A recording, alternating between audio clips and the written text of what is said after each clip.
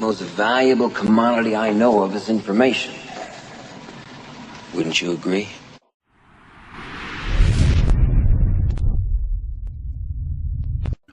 Making yourself a prosperity magnet. Though culture is the most important business of life, the habit of claiming as our own, as a vivid, present reality that which we desire with all our heart, is a magnetic power which attracts the things we long for. The more persistently we hold the prosperity thought, the more we strengthen and intensify it, the more we increase its power to attract prosperity. Thinking abundance, visualizing prosperity, will open up the mind and set the thought currents toward increasing supply. We are so made that about all we get in life is the reflex of what first flows out from us. Whatever thought you send out will draw to you in the material world a corresponding reality. Every human being is a magnet, the attractive power of which may be developed in any desired direction. Each one can so direct this power that he can draw to himself whatever he wills. Before your life can be really effective, you must make yourself a magnet for the things that will make it so. You must learn how to attract, how to draw to yourself all that will help you to succeed in your work, that will enable you to attain your ambitions. If poverty is holding you down, you can conquer it by making yourself a prosperity magnet. We are living in the midst of a stream of inexhaustible supply. It is one's own fault if he does not take from this stream whatever he needs. What we get in life we get by the law of attraction. Like attracts like. Whatever you may have managed to get together in this world, you have attracted by your mentality. You may say that you have earned these things, that you have bought them with your salary, the fruit of your endeavor. True, but your thought preceded your endeavor. Your mental plan went before your achievement. The mere changing of your mental attitude will very soon begin to change conditions. Your decision to face toward prosperity hereafter, to cultivate it, to make yourself a prosperity magnet, will tend to draw to you the things that will satisfy your ambition. The text, "He that hath a bountiful eye shall be blessed," is the expression of a fundamental truth. The pictures you make in your mind's eye, the thoughts you harbor are day by day building your outward conditions. They are the real forces working ceaselessly in the unseen, and the more you think and visualize favorable conditions, the more you increase your power to realize them. You make yourself a magnet for the thing you desire. This is a psychological law. If you want to become a prosperity magnet, you must not only think prosperity, but you must also turn your back resolutely on poverty. Begin today. Don't wait for tomorrow or next day. If you don't look prosperous, assume a prosperous appearance. Dress as far as possible like a prosperous man or woman. Walk like one. Act like one. Think in terms of prosperity. A mental healer could not cure a cancer by holding in his mind a picture of the hideous disease, with all its horrible appearances and symptoms. He must eliminate all this from his mind. He must see his patient whole, healthy, clean, just as God intended him to be, free from all disease. He must picture to himself the ideal man and declare his divinity. The same thing is true in curing yourself of poverty. You cannot do this as long as you hold poverty-stricken conditions in your mind. If you want to be prosperous, you must hold the prosperous thought, the prosperous picture in your mind. You must refuse to see or recognize poverty.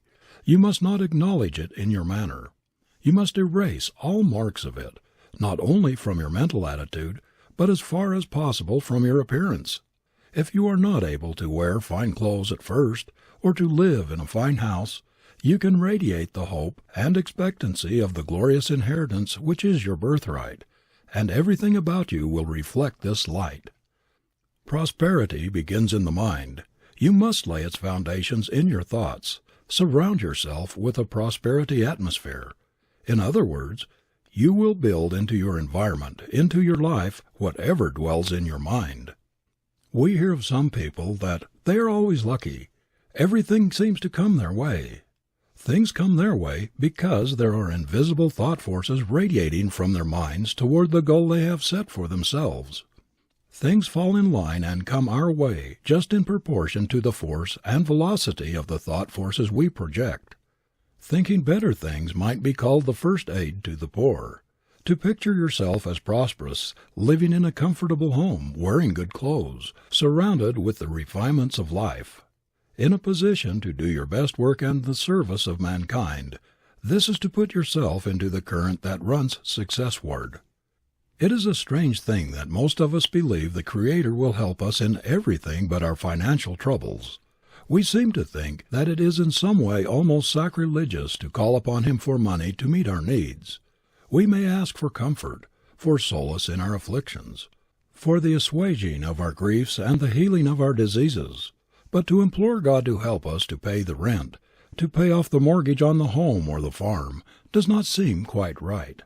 Yet we know perfectly well that every mouthful of food we eat, the material for the clothing we wear and for the houses we live in, every breath we breathe must come from this divine source of infinite supply.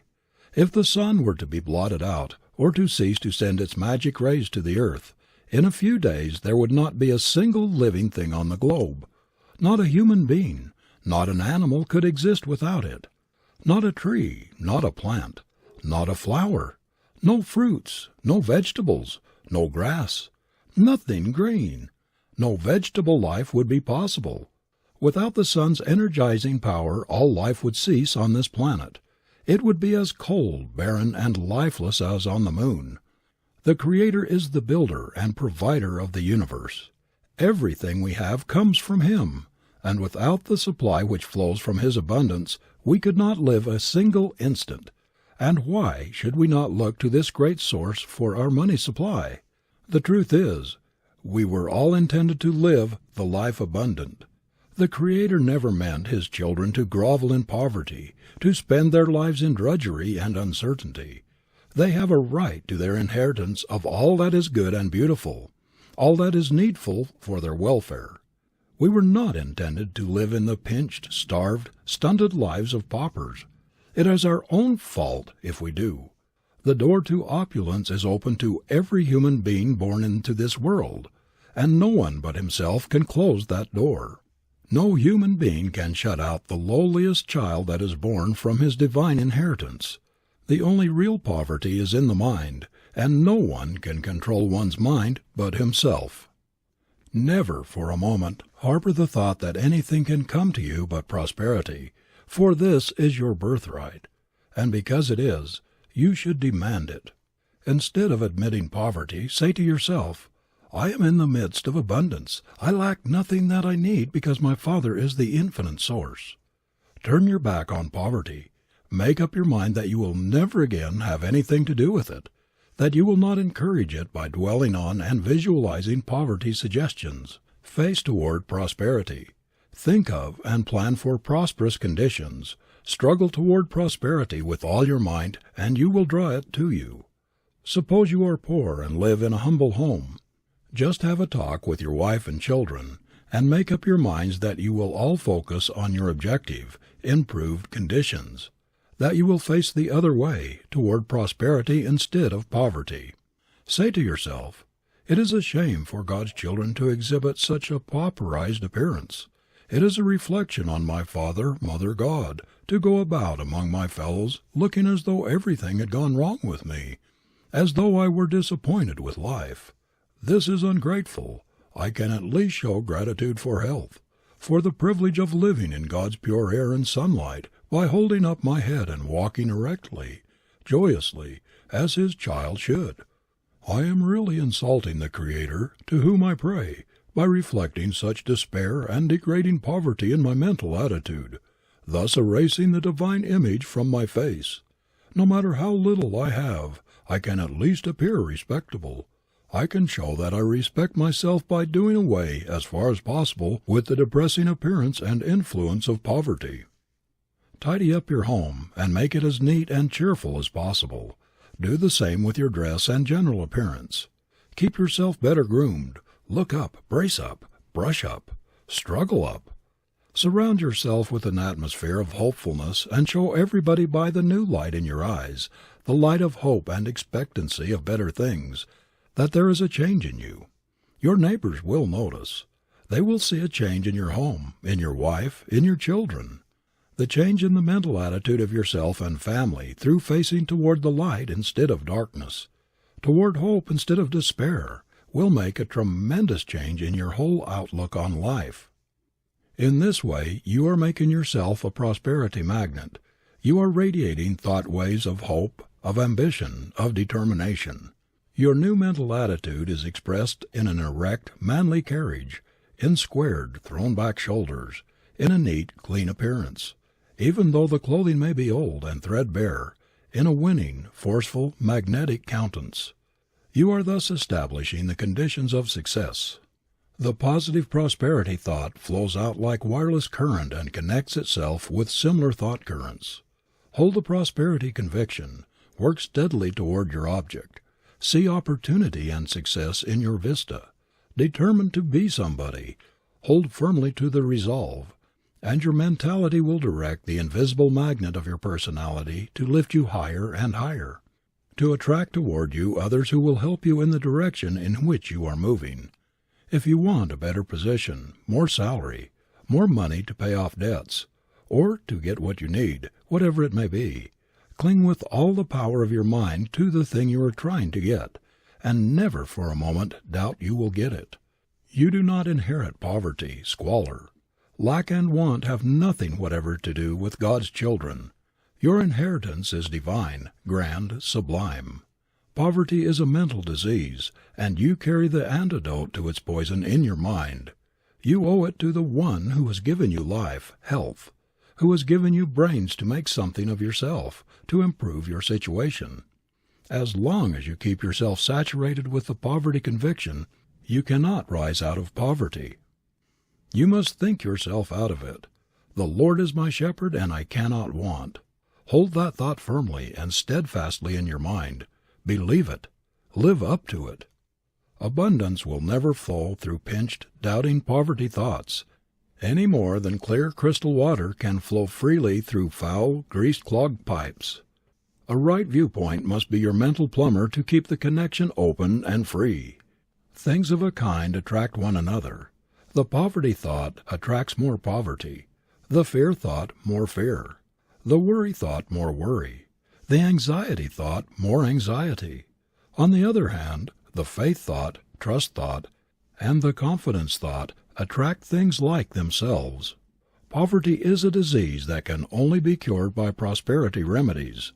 The prosperity thought is the natural antidote for the poverty germ. It kills it. The poverty thought cannot exist in the mind at the same moment with the prosperity thought. One will drive out the other. It rests with you which one you will harbor and encourage. Cling to the consciousness of your oneness with the all-supply. Keep the supply pipes between you and the infinite source of all good always open. Don't pinch them. Don't cut off the supply by limiting poverty thought, the doubt thought, the fear thought, the worry thought.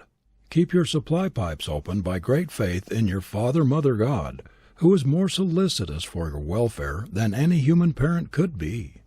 Hold fast to the anchor of your union with the infinite life. Keep in the current running Godward, and your life will not dry up or become barren, will not be blighted and blasted by the poverty drought. The trouble with us is that we have been in the habit of looking for a material supply when our first supply must be mental. We keep the supply avenues open, or we close them with our thoughts, our convictions. We materialize poverty by our doubting thoughts, by our fears of it. We are just beginning to find that we get out of this world what we think into it, and work out of it, that our thought plan precedes its material realization just as the architect's plan precedes the building. Remember that prosperity cannot flow into your life while your mind is filled with poverty thoughts and convictions. We go in the direction of our thought and our convictions. By no law can you expect to get that which you do not believe you will get. Prosperity cannot come to you if you are all the time driving it away from you by your poverty thought. You must think in a positive, determined way that you are going to succeed in whatever you desire to do or to be before you can expect success. That is the first condition by which you make yourself a magnet for the thing you are after. It doesn't matter whether it is work or money, a better position or health, or whatever else it is. Your thoughts about it must be positive, clean-cut, decisive, persistent. No weak, wobbly, "Perhaps I may get it," or "Maybe it will come sometime," or "I wonder if I shall get this," or "if I can do that" sort of thought will ever help you get anything in this world or the next. When young John Wanamaker started with a push cart to deliver his first sale of clothing, he turned on a positive current toward a merchant printship.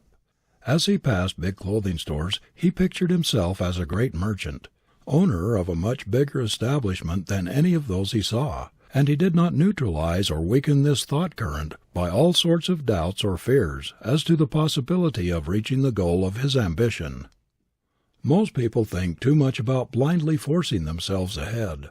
They do not realize that they can, by the power of thought, make themselves magnets to draw to them the things that will help them to get on. Wanamaker attracted to himself the forces that make a merchant prince. Every step he took was forward, to match the vision of his advance with its reality. Marshall Field projected himself mentally out of a little country store into a clerkship in Chicago. Then he thought and worked himself out of his clerkship into a partnership. Still thinking and climbing upward, he next visualized himself at the head of the greatest merchandising establishment in America, if not in the world. His mind always ran ahead. He was always picturing himself a little higher up, a little further on, always visualizing a larger business, and so making himself a magnet for the things he sought. If John Wanamaker had been satisfied with himself at the start, he would have remained in his first little store in Philadelphia, and thus cut off all possibility of becoming what he is, one of the greatest merchants the world has ever seen. If Marshall Field had stopped thinking himself higher up, when the man he worked for in the little Pittsfield store predicted that he would never succeed as a merchant, he never would have been heard from. But Deacon Davis telling Marshall Field's father that the boy would not make a salesman in 1,000 years did not stop him thinking himself ahead.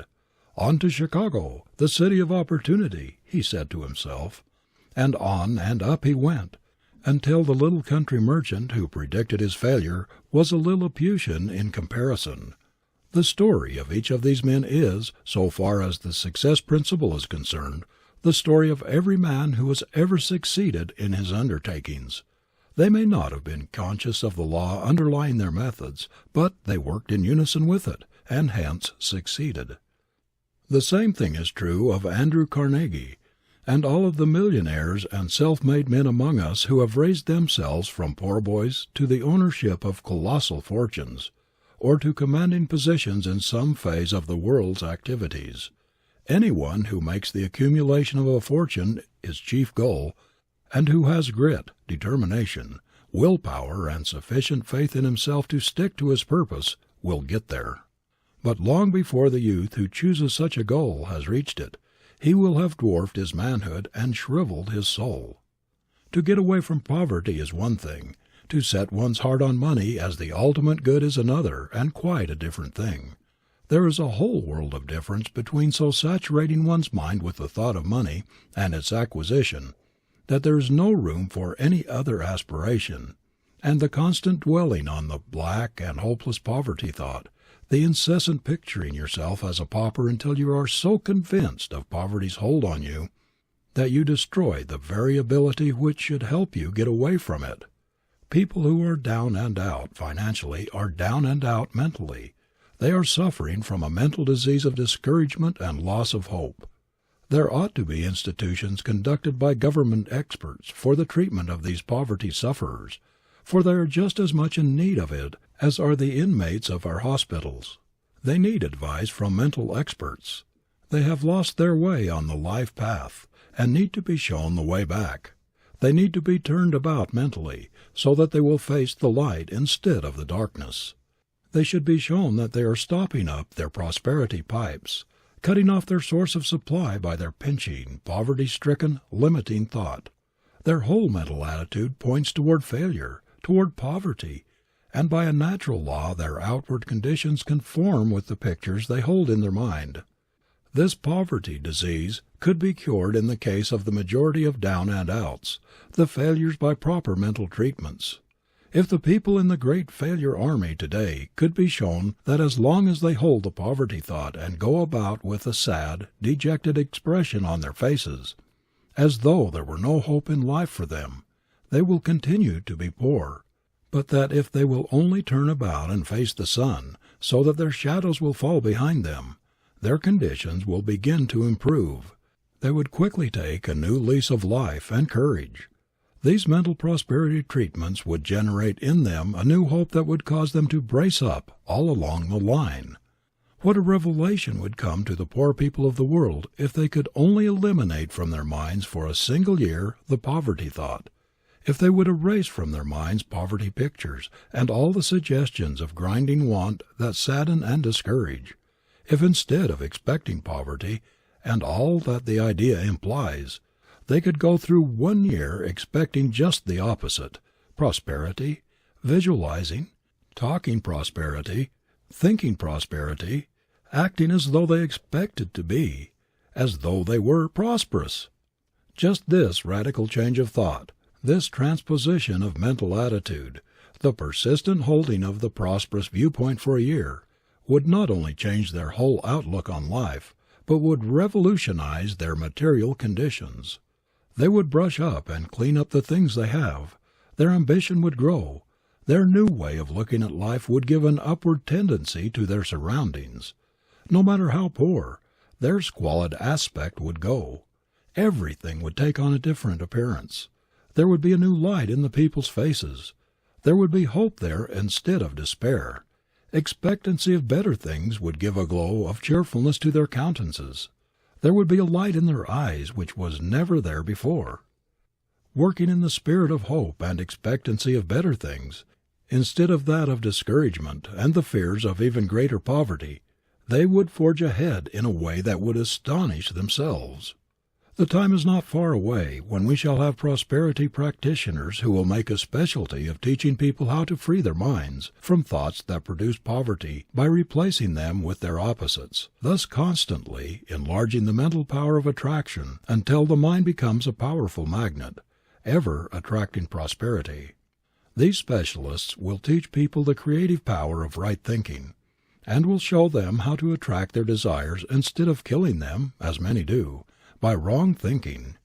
Clergymen of the future will do much toward eliminating poverty from among their people by instructing them to turn their backs on it and to face toward prosperity. They will teach them how to draw to themselves the sunlight of prosperity. The cure of physical disease is effected by arousing the curative, restorative forces within the individual. These are brought into operation largely through faith in the physician, in the remedy, in the healer. The healthful mental attitude thus created overcomes the disease. The cure of poverty is usually a mental disease, is effected in a similar way. The sufferer must first of all have faith in the great physician of the universe. When that is fully and firmly established, there will be no difficulty in flooding his mind with the prosperity thought, the thought that our Father Mother God is the author of abundance, the author of all wealth of the earth, that He is infinitely kinder and more solicitous for our welfare than the fondest mother could be for her child. We have not yet tapped the possibilities of any part of the world's resources. Every inhabitant of the earth today is treading on secrets which would emancipate man from drudgery and allow him to live happily instead of merely to eke out a wretched subsistence as he has done up to the present. Hitherto, in the great majority of cases, we have barely been existing on the husk of things.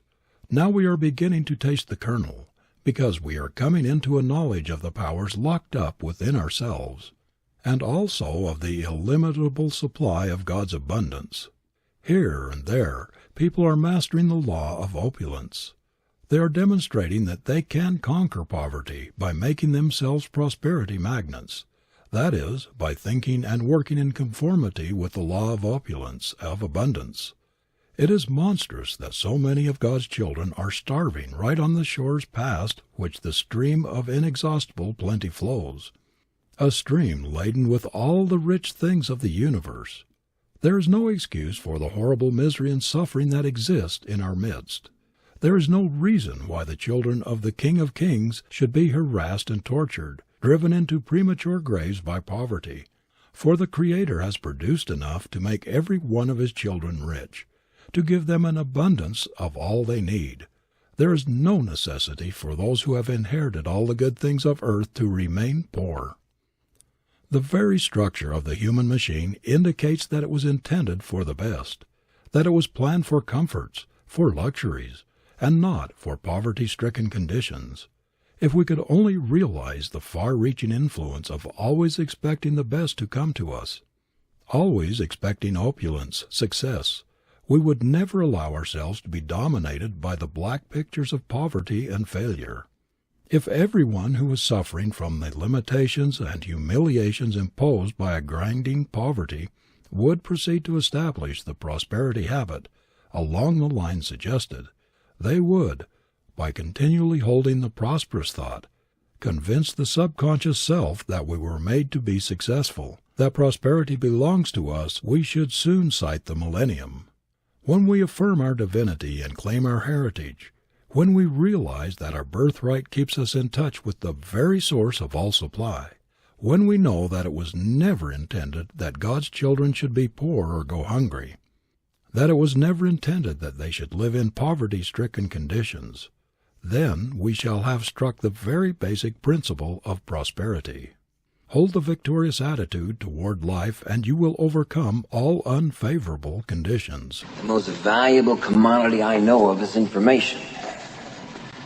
Wouldn't you agree?